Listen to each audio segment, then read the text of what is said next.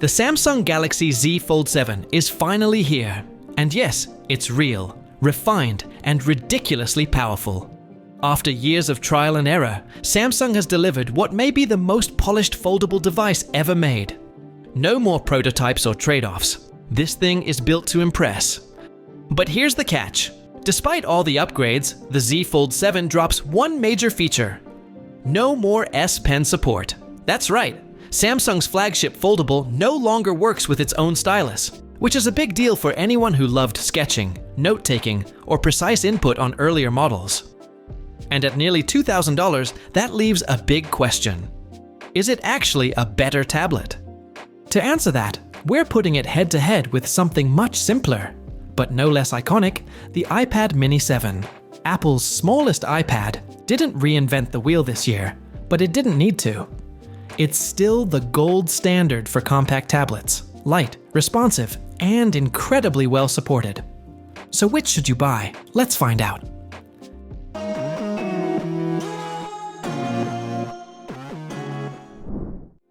Let's start with the obvious difference.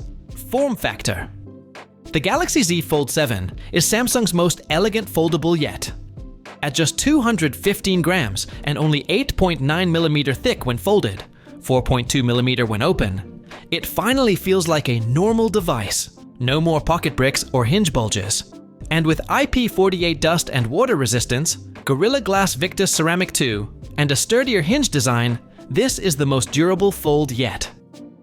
The 6.5-inch outer screen is fully usable on its own.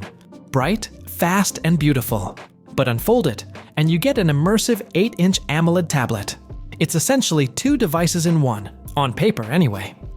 Meanwhile, the iPad Mini 7 sticks with what works. It's ultra slim, super lightweight, and simply easy to live with. No moving parts, no crease, no fuss. It slips into a bag, or even a large pocket, and just works. Whether you're reading, watching, or sketching with the Apple Pencil, it's smooth and seamless. The Fold 7 finally nails the folding form, but the iPad Mini's simplicity, reliability, and elegance still make it more practical for most tablet users, especially those who don't want a phone-tablet hybrid. Here's where the Fold 7 flexes really well. With a 200-megapixel main sensor, 10-megapixel 3x telephoto, and 12-megapixel ultra-wide, this thing is amazing for photography. It's basically the Galaxy S Ultra's camera crammed into a foldable. Want to shoot 8K video? Edit right there on the big screen? The Fold 7 can do that. No laptop or tablet required. The iPad Mini 7? Well, let's just say it's fine. The new model got some camera tweaks, but it's clearly not meant for serious photography.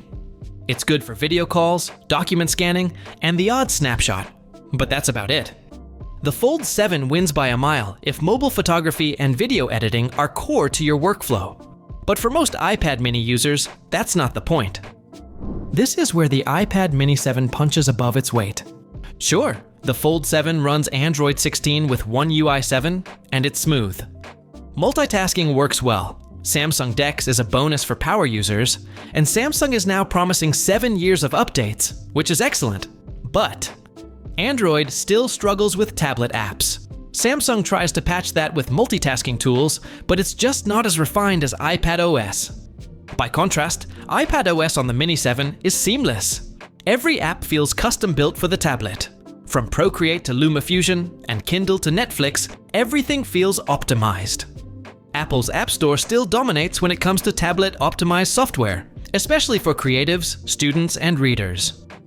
If software polish and ecosystem support are a priority, the iPad Mini 7 easily takes the win.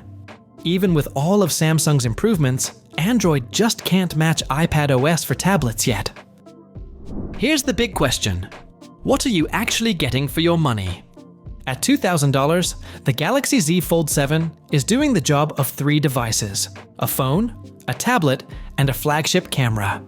So, if you want one ultra-premium device that does it all, the Fold 7 earns its price tag. Kind of.